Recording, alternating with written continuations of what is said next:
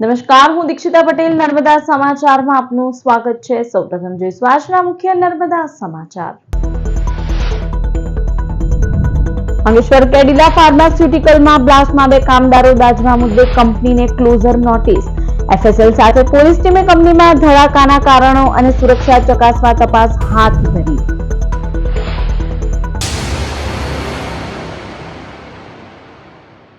અંકલેશ્વર જેડીસીમાં આવેલા કેડિલા ફાર્મા કંપનીમાં આગની ઘટનામાં 2 કામદારો દાઝી જવાના મામલે એફએસએલ દ્વારા તપાસ શરૂ કરવામાં આવી છે, તો બીજી તરફ કંપનીને ક્લોઝર નોટિસ ફટકારવામાં આવી છે. અંકલેશ્વર જેડીસી વિસ્તારમાં આવેલી કેડિલા ફાર્માસ્યુટિકલ કંપનીમાં બ્લાસ્ટ બાદ આગ લાગવાની ઘટના સામે આવી હતી. ઘટનામાં 2 કામદારો ગંભીર રીતે દાઝી જતા તેમને સારવાર માટે વડોદરાની ખાનગી હોસ્પિટલમાં ખસેડવામાં આવ્યા છે. કંપનીના MPP2 પ્લાન્ટમાં સોડિયમ કાર્બોનેટ લોડિંગની કામગીરી ચાલી રહી હતી ત્યારે અચાનક બ્લાસ્ટ થયો હતો. આ ઘટનામાં ઇન્ડસ્ટ્રીયલ સેફ્ટી એન્ડ હેલ્થ વિભાગે ઘટનાને ગંભીરતાથી લઈને કંપનીને ક્લોઝર નોટિસ ફટકારી છે. આ મામલે પોલીસે એફએસએલ ટીમ સાથે કંપનીમાં પહોંચી તપાસ શરૂ કરી છે. પ્રાથમિક તબક્કે બ્લાસ્ટના કારણે અને પ્લાન્ટમાં સેફ્ટી ધોરણોના પાલન અંગે તપાસ હાથ ધરવામાં આવી રહી છે. કામદારોમાં ઘટનાને લઈને ચિંતા ફેલાઈ છે, ત્યારે સેફ્ટી વ્યવસ્થાને લઈને પણ અનેક સવાલો ઊભા થયા છે. ભરૂચ શહેરના સી ડિવિઝન પોલીસે વર્ષ 2024માં ખોટા લોન સેક્શન લેટર, એફડીના બનાવટી દસ્તાવેજો અને વિવિધ યોજનાઓના બહાના હેઠળ કરોડો રૂપિયાની છેતરપિંડી આચરી વિદેશ ફરાર થઈ ગયેલા મહાઠગને ઝડપી પાડવામાં સફળતા મેળવી છે. ભરૂચ સી ડિવિઝન પોલીસ મથકે વર્ષ 2024 દરમિયાન નોંધાયેલી ફરિયાદ અનુસાર જાડેશ્વર રોડ સ્થિત રામવાટિકા સોસાયટીમાં રહેતા અને દ્રષ્ટિ કાર્ડ્સપા નામે વ્યવસાય કરતા દીપન અરુણભાઈ દલાલે ફરિયાદ નોંધાવી હતી કે તેમની દીકરીને યુકેમાં અભ્યાસ માટે મોકલવાની પ્રક્રિયા દરમિયાન યતીન શાહે પોતાના સંપર્કો દ્વારા વિઝા આપવાની ખાતરી આપી હતી. ફરિયાદ મુજબ યતીન શાહે યુકે એમ્બેસીમાં પોતાની ઓળખાણ હોવાનું જણાવી દીપનભાઈના પરિવારનો વિશ્વાસ જીત્યો હતો. ત્યારબાદ વિઝા પ્રોસેસ માટે બેંક એકાઉન્ટમાં ટ્રાન્ઝેક્શન બતાવવાની જરૂર હોવાનું કહી દીપનભાઈની પત્નીના ખાતામાં રહેલા 21.95 લાખ પોતાના દીકરા અરહમ શાહના એકાઉન્ટમાં ટ્રાન્સફર કરાવ્યા હતા. આ પછી પણ વિઝા પ્રક્રિયા પૂર્ણ ન થતા દીપનભાઈએ રૂપિયા પરત માંગતા આરોપીએ તેમના નામે SIDBI બેંકમાં 22 લાખની એફડી કરાવ્યાનો ખોટો લેટર વોટ્સએપ પર મોકલ્યો હતો. બાદમાં દીકરાના નામે ICICI બેંકમાંથી રૂપિયા 24 લાખની એજ્યુકેશન લોન મંજૂર થયાનું ખોટું સહી સિક્કાવાળું લોન સેક્શન લેટર પણ આપ્યો હતો. જોકે આ દસ્તાવેજોની તપાસ કરતા SIDBI અને ICICI બેંકના અધિકારીઓએ બંને લેટર ખોટા અને બનાવટી હોવાનું જણાવ્યું હતું, જેથી દીપનભાઈને પોતાની સાથે છેતરપિંડી થઈ હોવાનું ભાન થયું હતું. ફરિયાદમાં વધુમાં સામે આવ્યું હતું કે યતીન શાહે માત્ર દીપનભાઈ જ નહીં પરંતુ અન્ય અનેક લોકોને પણ મુદ્રા લોન, પ્રધાનમંત્રી સબસિડી યોજના, મ્યુચ્યુઅલ ફંડમાં રોકાણ, ફ્લેટમાં ઇન્વેસ્ટમેન્ટ અને એજ્યુકેશન લોનમાં સબસિડી અપાવવાના બહાના હેઠળ છેતર્યા હતા. પોલીસ તપાસ મુજબ આરોપીએ અલગ અલગ લોકો પાસેથી કુલ 1.24 કરોડથી વધુની છેતરપિંડી આચરવામાં આવી હોવાનું સામે આવ્યું છે. ગુનો નોંધાયા બાદ આરોપી યતીન શાહ ભારત છોડીને મલેશિયા ભાગી ગયો હતો, જેના પગલે ભરૂચ સી ડિવિઝન પોલીસે ટેકનિકલ સર્વેલન્સ અને વિવિધ રાજ્યોમાં નેટવર્ક સક્રિય કરી તેની શોધખોળ શરૂ કરી હતી. આ દરમિયાન આરોપી મલેશિયાથી ભારત પરત ફરી રહ્યો હોવાની માહિતી મળતા બેંગ્લોર એરપોર્ટ ઉપર એલર્ટ જાહેર કરવામાં આવ્યું હતું, જેના આધારે બેંગ્લોર પોલીસે એરપોર્ટ પરથી જ આરોપીને ઝડપી લીધો હતો. ત્યારબાદ ભરૂચ સી ડિવિઝન પોલીસની ટીમ બેંગ્લોર પહોંચી આરોપીની કસ્ટડી મેળવી ભરૂચ લાવી હતી. અંકલેશ્વર હાઈવે ઉપર ડમ્પિંગ સાઇટ પર આગથી દોડધામ મચી હતી. અંકલેશ્વર નેશનલ હાઈવે 48 ઉપર વર્ષા હોટલની પાછળ ડમ્પિંગ સાઇટ પર આગનો બનાવ બન્યો હતો. કચરાના ઢગલામાં લાગેલી આગે મોટું સ્વરૂપ ધારણ કરતા ધુમાડાના ગોટે ગોટા દૂર દૂર સુધી દેખાવા સાથે ફાયર વિભાગ દોડતું થયું હતું. આગ કયા કારણોસર લાગી તેની વિગતો બહાર આવી શકી ન હતી. આકસ્મિક કે કોઈએ કચરો સળગાવ્યો હોવાની ચર્ચાઓ વહેતી થઈ હતી. અંકલેશ્વર ખરોડ નજીક એમ્બ્યુલન્સ પલટી જતા દોડધામ એમ્બ્યુલન્સ ચાલકને ઈજા. અંકલેશ્વરના પાનોલી ઉમરવાડા રોડ ઉપર ખરોડ નજીક આજે એક એમ્બ્યુલન્સને અકસ્માત નડ્યો હતો. સુરતના તડકેશ્વર વિસ્તારમાં આવેલી શિફા હોસ્પિટલની એમ્બ્યુલન્સ દર્દીને લેવા જઈ રહી હતી. તે દરમિયાન અંકલેશ્વરના ખરોડ ગામ નજીક ચાલકે અચાનક નિયંત્રણ ગુમાવતા રોડ પરથી પલટી મારી ગઈ હતી. અકસ્માત સમયે એમ્બ્યુલન્સમાં કોઈ દર્દી ન હોવાથી મોટી જાનહાનિ ટળી હતી. જોકે અકસ્માતમાં એમ્બ્યુલન્સના ચાલકને પગના ભાગે ઈજા પહોંચતા તેમને સારવાર માટે ખસેડવામાં આવ્યા હતા. ઘટનાની જાણ થતાં સ્થાનિક લોકો અને પોલીસ તાત્કાલિક સ્થળ ઉપર પહોંચી હતી અને વધુ તપાસ હાથ ધરી હતી. અકસ્માતના કારણે થોડા સમય માટે માર્ગ પર ટ્રાફિકની અવરજવર પણ પ્રભાવિત થઈ હતી. જાડેશ્વર નજીક રામ જાનકી આશ્રમે 18 મે જિગ્નેશ બારોટનો ભવ્ય લોક ડાયરો. જાડેશ્વર કેબલ બ્રિજ સ્થિત રામ જાનકી આશ્રમ સંકટ મોચન હનુમાન અને ગૌશાળાના લાભાર્થે 18 મે સોમવાર રાત્રે 9 કલાકે લોક ડાયરો યોજાશે, જેમાં કલાકાર જિગ્નેશ બારોટ, મેક્સ આહિર, મુરારદાન ગઢવી, રમીલા સુથાર ડાયરાની રમઝટ જમાવશે. સાધુ સંતો, મહંતો, રામ મંદિર અયોધ્યા, નિત્ય ગોપાલદાસ, કમલ નયનદાસ, રાઘવેન્દ્ર દાસ મહારાજ, મહામંડલેશ્વર પુરુષોત્તમ દાસજીના આશીર્વાદથી સમગ્ર આયોજન પરેશ જોપારિયા દ્વારા કરાયું છે, જેમાં કચ્છના ભજનાનંદી પાલુભા ગઢવી ભજનોની રંગત જમાવશે. નમસ્કાર મિત્રો, હું છું આપણો જિગ્નેશ બારોટ. બધાને મારા જય માતાજી. મિત્રો, તમને જણાવતા ખૂબ આનંદ થાય છે કે 18/5/2026 ના રોજ હું આવી રહી છું ભરૂચ મુકામે. ત્યાં રામ ભગવાનનો ભવ્ય લોક ડાયરો રાખેલો છે, તો બધાને હાર્દિક આમંત્રણ, બધા પધારજો. હું આપનો દોસ્ત હાસ્ય કલાકાર અને એન્કર મેક્સ આહિરને આપ બધાને જણાવતા મને ખૂબ જ આનંદ થાય છે કે તારીખ 18/5/2026 હું ભરૂચ આવી રહ્યો છું. જી હા મિત્રો, શ્રી સંકટ મોચક હનુમાનજી મંદિર રામ જાનકી આશ્રમની ગૌશાળાના લાભાર્થે ભવ્ય લોક ડાયરાનું આયોજન થવા જઈ રહ્યું છે અને ખાસ તો ગુજરાતના નામાંકિત કલાકારો આ ભવ્ય કાર્યક્રમમાં આવી રહ્યા છે. મિત્રો, હું રમીલાબેન સુથાર અને જણાવતા ખૂબ જ આનંદ થાય છે કે આગામી તારીખ 18 ભરૂચ મુકામે શ્રી રામ જાનકી આશ્રમ ગૌશાળાના લાભાર્થે ભવ્યથી ભવ્ય લોક ડાયરાનું આયોજન કરવામાં આવેલું છે, જેમાં હું આવી રહી છું અને જેનું શુભ સ્થળ છે જાડેશ્વર ચોકડી કેબલ બ્રિજ નીચે. તો સૌને પધારવા ભાવભર્યું આમંત્રણ છે. ભરૂચની જીએનએફસીના 50 વર્ષ પૂર્ણ થતા સુવર્ણ જયંતિ મહોત્સવની ભવ્ય ઉજવણી કરવામાં આવી હતી, જેમાં કંપનીના કર્મચારીઓ મોટી સંખ્યામાં જોડાયા હતા. ગુજરાત નર્મદા વેલી ફર્ટિલાઇઝર્સ એન્ડ કેમિકલ્સ લિમિટેડ જીએનએફસીએ તેની સ્થાપનાના 50 વર્ષ પૂર્ણ કરી એક ઐતિહાસિક સીમાચિહ્નસર કર્યું છે. આ સુવર્ણ જયંતિના અવસરે ભરૂચની નર્મદાનગર ટાઉનશીપ ખાતે કાર્યક્રમોનું આયોજન કરવામાં આવ્યું હતું, જેમાં કંપનીના 5 દાયકાના યોગદાનની ઉજવણી કરવામાં આવી હતી. આ પ્રસંગે કંપનીના અધિકારીઓ અને એમ્પ્લોઈઝ યુનિયનના સભ્યો દ્વારા સંયુક્ત રીતે જીએનએફસીના સુવર્ણ જયંતિ વર્ષના વિશેષ લોગોનું અનાવરણ કર્યું હતું. આ સાથે જ કંપનીના અધિકારીઓ અને એમ્પ્લોઈઝ યુનિયનના સભ્યો દ્વારા લીલી ઝંડી બતાવીને એક ભવ્ય શોભાયાત્રાનું પ્રસ્થાન કરાવ્યું હતું. આ શોભાયાત્રામાં જીએનએફસીની સ્થાપનાથી લઈને આજ સુધીની વિવિધ સિદ્ધિઓ, સામાજિક ઉત્તરદાયિત્વના કાર્યો અને તકનીકી પ્રગતિને દર્શાવતા આકર્ષક ટેબલો રજૂ કરવામાં આવ્યા હતા. કાર્યક્રમમાં કંપનીના ઉચ્ચ અધિકારીઓ, કર્મચારીઓ અને તેમના પરિવારજનો મોટી સંખ્યામાં ઉપસ્થિત રહ્યા હતા.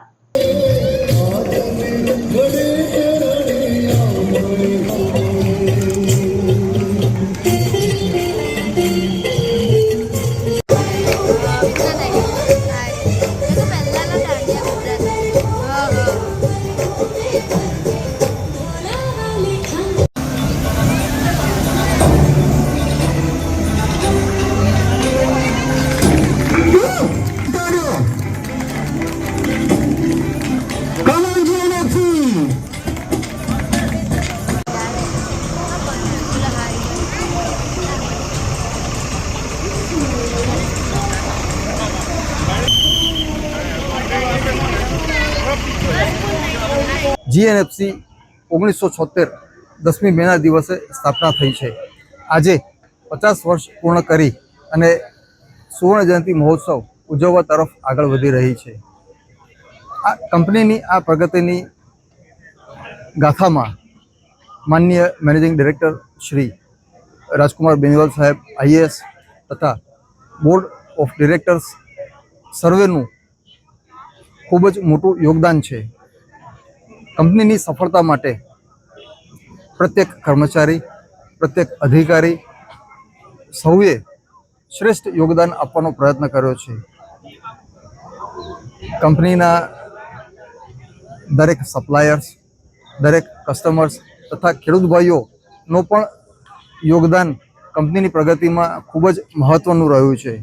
ભરૂચ તાલુકા પોલીસ મથકની હદમાં આવેલા કાસવા ગામની સીમ વિસ્તારમાંથી એક અજાણ્યા વ્યક્તિનો વિકૃત અવસ્થામાં ઝાડ સાથે ફાંસો ખાધેલો મૃતદેહ મળી આવતા વિસ્તારમાં ચકચાર મચી જવા પામી છે. ભરૂચના કાસવા ગામમાં રહેતા આશરે 35 વર્ષીય સંજય મગનભાઈ રાઠોડનો પત્ની સાથે કોઈ બાબતે તકરાર થઈ હતી. ત્યારબાદ તેમની પત્ની પીએફ જતી રહી હતી. ઘટનાના પગલે સંજય રાઠોડ છેલ્લા 5 દિવસથી ઘરેથી ગુમ હોવાનું જાણવા મળ્યું હતું. આ દરમિયાન રવિવારે કાસવા ગામની સીમ વિસ્તારમાં એક વ્યક્તિનો ઝાડ સાથે ફાંસો ખાધેલી હાલતમાં અને વિકૃત અવસ્થામાં મૃતદેહ જોવા મળતા સ્થાનિકોમાં ભયનો માહોલ ફેલાયો હતો. બનાવ અંગે સ્થાનિકોએ ભરૂચ તાલુકા પોલીસને જાણ કરતા પોલીસ કાફલો તાત્કાલિક ઘટના સ્થળે દોડી આવ્યો હતો. ઘટનાની ગંભીરતાને ધ્યાનમાં રાખી પોલીસે સામાજિક કાર્યકર ધર્મેશ સોલંકીનો સંપર્ક કર્યો હતો. ત્યારબાદ તેઓ પોતાની ટીમ સાથે સ્થળ પર પહોંચી મૃતદેહને ઝાડ પરથી નીચે ઉતારવાની કામગીરી હાથ ધરી હતી. પોલીસ દ્વારા મૃતદેહને પોસ્ટમોર્ટમ અર્થે ભરૂચ સિવિલ હોસ્પિટલ ખાતે ખસેડવામાં આવ્યો હતો.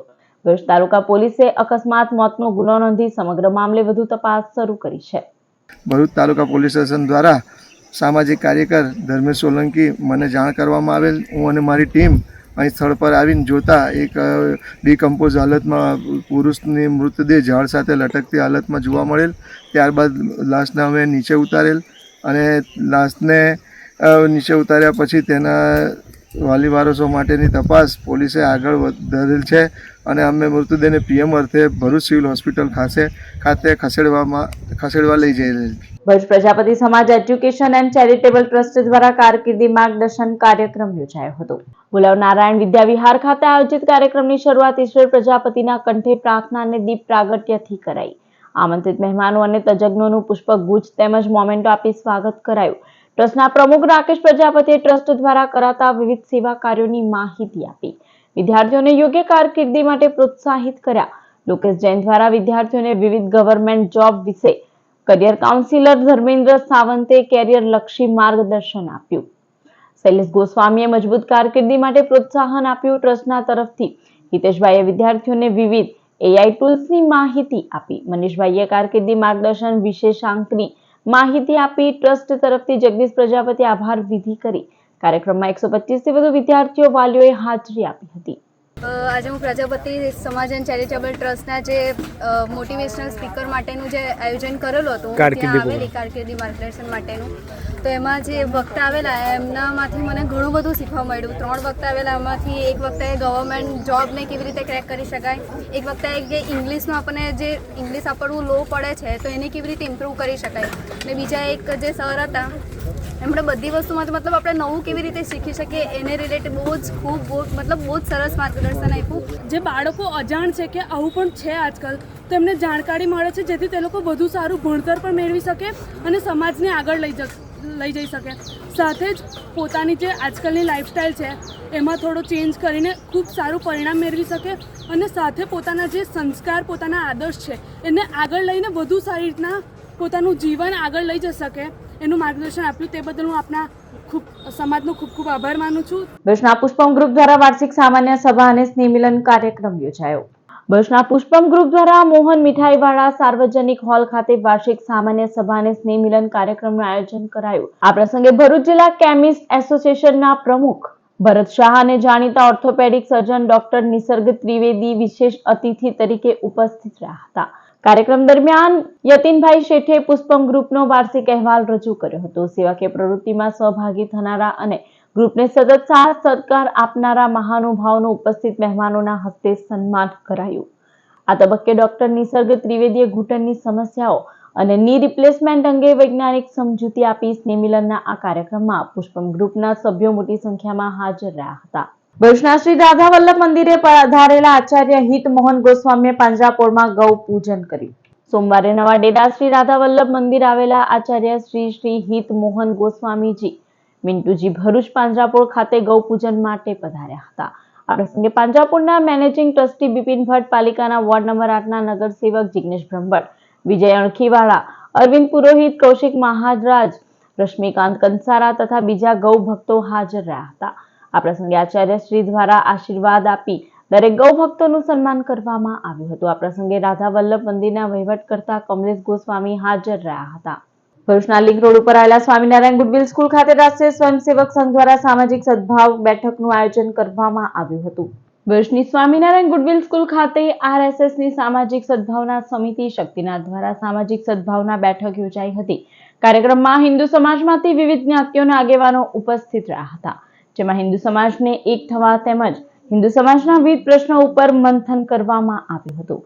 કાર્યક્રમમાં મુખ્ય વક્તા તરીકે ધર્મ જાગરણ મંચના સંયોજક ધર્મેશ મહેતા વિશેષ ઉપસ્થિત રહ્યા હતા, જે માર્ગદર્શન આપ્યું હતું. સામાજિક સદભાવના સમિતિ શક્તિનાથના કાર્યકર્તાઓ અને મોટી સંખ્યામાં હિન્દુ સમાજના વિવિધ જ્ઞાતિઓના ભાઈઓ અને બહેનોએ કાર્યક્રમમાં હાજરી આપી હતી. ભરૂચની નર્મદા સંશોધિત પાઠશાળાના ઋષિ કુમારો ગુરુજનોના માર્ગદર્શનમાં સોમનાથમાં વડાપ્રધાનની ઉપસ્થિતિમાં યજ્ઞમાં સહભાગી થયા. સોમનાથ સ્વાભિમાન પર્વમાં શ્રી નર્મદા સંસ્કૃત વેદ પાઠશાળા ભરૂચના ઋષિ કુમારોને ગુરુજનોના માર્ગદર્શન હેઠળ વડાપ્રધાન નરેન્દ્ર મોદીના સાનિધ્યમાં યજ્ઞમાં જોડાયા હતા. સોમનાથ મંદિર ખાતે 151 કુંડી યજ્ઞમાં આહુતિ પ્રદાન કરીને સનાતન ધર્મના સંવર્ધન અને સંરક્ષણનો એક દિવ્ય અને ભવ્ય પ્રયત્ન કરવામાં આવ્યો હતો.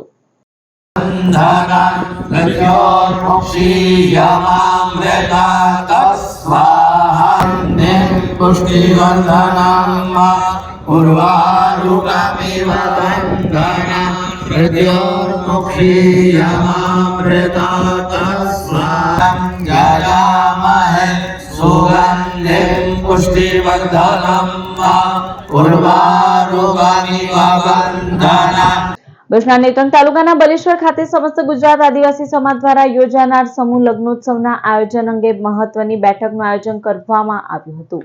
સમસ્ત વસાવા સમાજ ગુજરાત દ્વારા ભુજના નેત્રંગ તાલુકાના બલેશ્વર ખાતે તારીખ 24 મેના રોજ દીકરા દીકરીઓ માટે નિઃશુલ્ક ભવ્ય સમૂહ લગ્નનું આયોજન કરવામાં આવ્યું છે. જેને અનુલક્ષીને પવન ક્રિકેટ ગ્રાઉન્ડ બલેશ્વર ખાતે સમસ્ત વસાવા સમાજ ગુજરાતના પ્રમુખ ચંદ્રકાંત વસાવા અને કમિટીના અન્ય સભ્યોની ઉપસ્થિતિમાં મીટિંગનું આયોજન કરવામાં આવ્યું હતું.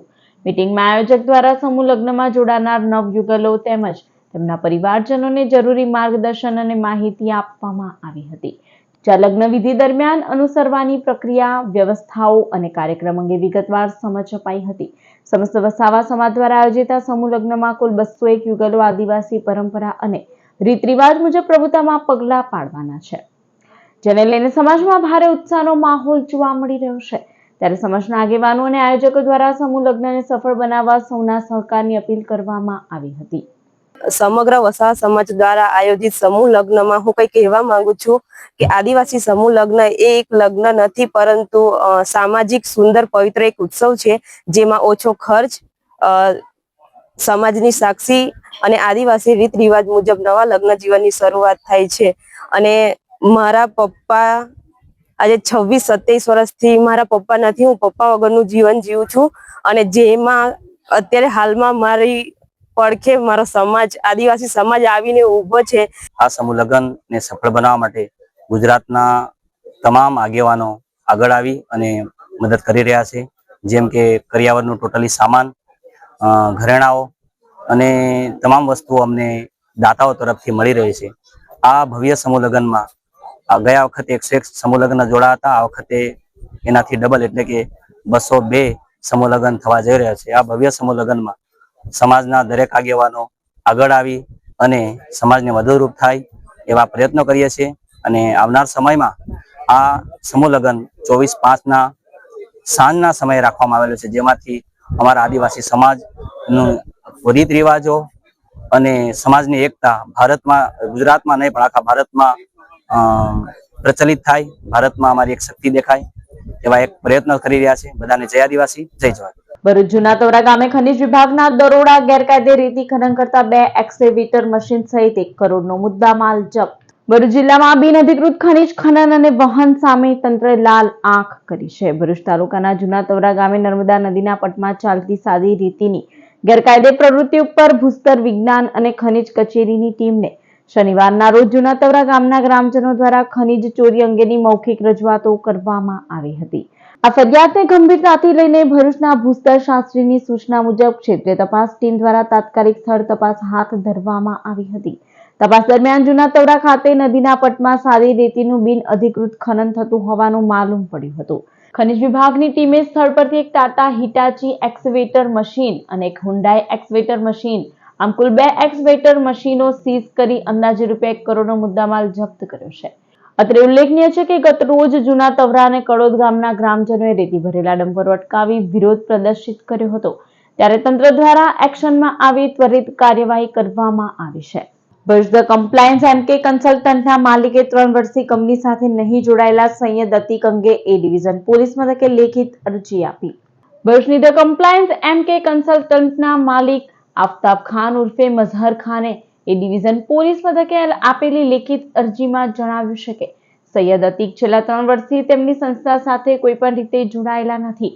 તેમના દ્વારા કંપનીના નામે કરવામાં આવેલા કોઈ પણ કામ, લેવડ દેવડ, વચનો, સંપર્ક, પૈસાની ઉઘરાણી, મોબાઈલ નંબર, ઈમેલ આઈડી અથવા અન્ય કોઈ પણ પ્રકારની માહિતી માટે સંસ્થા કોઈ પણ રીતે જવાબદાર રહેશે નહીં. સાથે સ્પષ્ટતા કરાઈ છે કે સૈયદ અતીકને કંપનીનું પ્રતિનિધિત્વ કરવાનો કોઈ અધિકાર નથી જ્યાં સુધી સત્તાવાર કચેરી દ્વારા તેની પુષ્ટિ ન કરવામાં આવે. કંપનીના નામે કોઈ પણ વ્યવહાર અથવા સંપર્ક કરતા પહેલા ધ કમ્પ્લાયન્સ MK કન્સલ્ટન્ટ સત્તાવાર કચેરી સાથે સીધી ચકાસણી કરવા સૂચન કરાયું છે. સમાચાર પૂર્ણ કરતા પહેલા એક નજર મુખ્ય સમાચાર પર. અંકલેશ્વર કેડિલા ફાર્માસ્યુટિકલમાં બ્લાસ્ટમાં 2 કામદારો દાઝવા મુદ્દે કંપનીને ક્લોઝર નોટિસ. FSL સાથે પોલીસ ટીમે કંપનીમાં ધડાકાના કારણો અને સુરક્ષા ચકાસવા તપાસ હાથ ધરી. તો આ હતા અત્યાર સુધીના નર્મદા સમાચાર. વધુ સમાચાર સાથે ફરી મળીશું. નમસ્કાર.